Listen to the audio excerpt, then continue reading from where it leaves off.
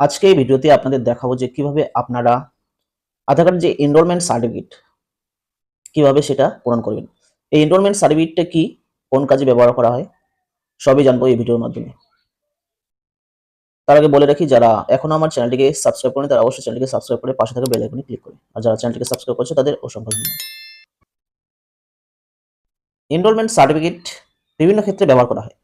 কারো বিয়ে হয়েছে, তো বাবার বাড়ি থেকে শ্বশুর বাড়ি তার অ্যাড্রেস ট্রান্সফার করবে, সেক্ষেত্রে কি করা হয়, এই এনরোলমেন্ট সার্টিফিকেটটি পূরণ করে প্রধান অথবা পঞ্চায়েত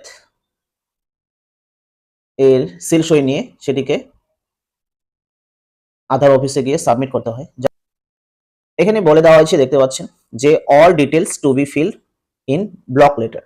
তো আপনাদের এটা ক্লিয়ার হয়ে যেতে হবে যে প্রতিটি এখানে ব্লক লেটারে পূরণ করতে হবে। To be printed on plain A4 paper size. তো এটিকে অবশ্যই A4 পেপার সাইজে প্রিন্ট করতে বলা হয়েছে। তো এখানে দেখতে পাচ্ছেন কি কি দেওয়া হয়েছে, resident, non resident, new enrol, update request. তো রেসিডেন্ট আপডেটের ক্ষেত্রে, নিউ এনরোলমেন্ট ক্ষেত্রেও অনেক সময় এটি ব্যবহার করা হয়, অথবা অনেক সময় আধার আপডেটের জন্য এই এনরোলমেন্ট সার্টিফিকেট ব্যবহার করে। তো এটি ফিল আপ করার জন্য প্রথমে আপনি কোন ক্ষেত্রে এটিকে ব্যবহার করছেন, resident, non resident, Indian, new enrol, update request. তো যেটি আপনি যে পারপসে আপনি ব্যবহার করছেন বা এটি ইউজ করতে চাচ্ছেন, তো সেটি টিক মার্ক করবেন।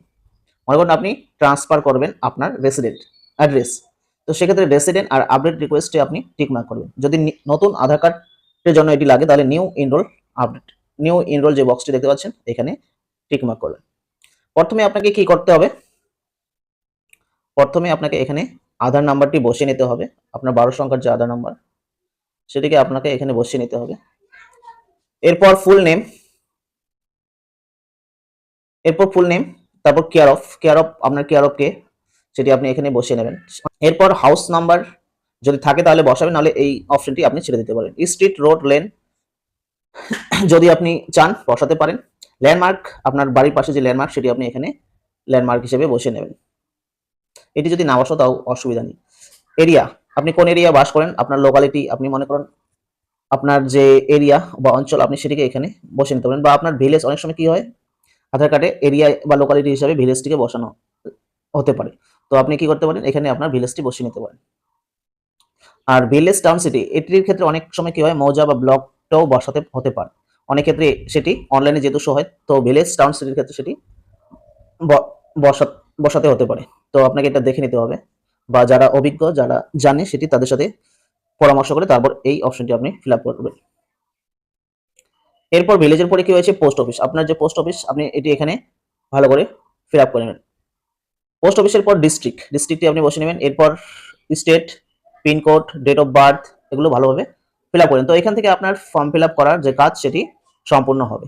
এরপর যার আপডেট করবেন, মনে করেন সে এডাল্ট, মনে করেন যার রেসিডেন্ট চেঞ্জ করবেন তাকে এখানে সিগনেচার করতে হবে, অথবা সিগনেচার না বলে টিপসই দিতে হবে। এরপর এখানে ডান দিকে কি বলা হয়েছে, 3.5 সেন্টিমিটার ইন্টু 4.5 সেন্টিমিটারের একটি পাসপোর্ট সাইজ ফটো এখানে অ্যাটাচ করতে হবে। ফটোটি অবশ্যই পরিষ্কার হতে হবে। Cross sign and cross stamp by the certificate. তাহলে এখানে ফটোর ওপরে আপনি যার সিগনেচার নেবেন, মনে করেন রেসিডেন্ট, প্রধানের সই নেবেন, তাহলে প্রধান কি করবে এই ফটোর উপরেও সিল সই মারবে। এরপর নিচের যে ডিটেলসটি এটি আপনি পূরণ করবেন না, এটি আপনি যার কাছে সিগনেচার নিতে যাবেন, মনে করেন আপনি কোনো গ্র্যাজুয়েট অফিসারের কাছে অথবা প্রধানের কাছে সই নিতে যাবেন, তাহলে এখানে তাদের দ্বারা এই নিচের অপশনটি ফিল আপ করতে হবে, বা তারা এটি ফিল আপ করে নেবে। এরপর এই যে নিচের অপশনটি এখানে যে সিগনেচার করবে, ডান দিকে যে বক্সগুলি, মনে করো গ্যাজেট অফিসার সিগনেচার করলো তাহলে এখানে গ্যাজেট অফিসারের বক্সে টিক মার্ক হবে। ভিলেজ পঞ্চায়েত হেড অর মুখিয়া যদি হয় তাহলে সেকেন্ড অপশনে হবে। এবার গ্র্যাজুয়েট অফিসার যদি বি গ্রুপের হয়ে থাকে তাহলে সেখানে থার্ড বক্সে সে ফিল করে। তো যে যার কাছে আপনি সই নেবেন সেটি অবশ্যই ফিল আপ করতে হবে তাকে। এবার ইস্যু, এখানে চেক লিস্ট ফর সার্টিফিকেট, এখানে ইস্যু এটা তাদেরই দ্বারা পূরণ করতে হবে। এবার চলো আমি আপনাদের একটি ফর্ম ফিল আপ করা সার্টিফিকেট আপনাদের দেখাচ্ছি, এনরোলমেন্ট, যেটিতে অলরেডি ফর্ম ফিল আপ করা আছে এমন একটি এনরোলমেন্ট সার্টিফিকেট আপনাদের দেখাচ্ছি। তো দেখতে পাচ্ছেন এই যে এনরোলমেন্ট সার্টিফিকেটটি এটি ফিল আপ করা হয়েছে। তো আপনাকে কি করতে হবে, আপলোড করার আগে অনলাইনে যদি আপনি করে থাকেন কাজটি, তাহলে আপনাকে মনে করেন আপনি অনলাইনে অ্যাড্রেস আপডেট করছেন, তো অ্যাড্রেস আপডেট করার আগে আপনাকে এভাবে ফর্মটি পূরণ করে নিতে হবে। তো আপনি দেখতেই পাচ্ছেন এখানে একটি ফর্ম পূরণ করা হয়েছে। এখানে ফটোটা যদিও বসায়নি, তাহলে ফটোর একটি স্যাম্পল দেওয়া হয়েছে। তো এভাবে আপনি ফর্মটি পরিষ্কার পরিচ্ছন্নভাবে ফিল আপ করবেন, যাতে আপনার সেটি ফিল আপ করার পর রিজেক্ট না হয়।